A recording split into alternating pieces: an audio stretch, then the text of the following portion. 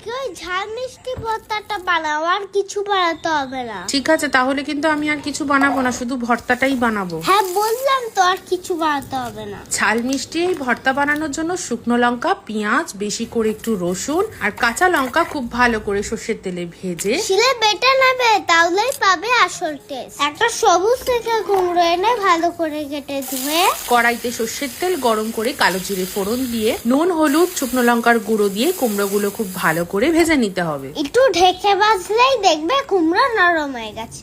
তারপর ভাজা শুকনো লঙ্কার মধ্যে নুন দিয়ে ভালো করে ডলে ভাজা কুমড়ো পেঁয়াজ রসুন বাটার সাথে মেখে আর দেরি করবে না, এক থালা ভাত নিয়ে এরকম মিষ্টি ঝাল ভর্তা দিয়ে খেয়ে আমাকে জানাবে কেরম খেলে। কুমড়ো যেহেতু মিষ্টি, তাই জন্য এর মধ্যে আর আলাদা করে কোনো মিষ্টি দেওয়ার প্রয়োজন হয় না। সাথে যদি থাকে লঙ্কার আচার, তাহলে তো আর কথাই নেই।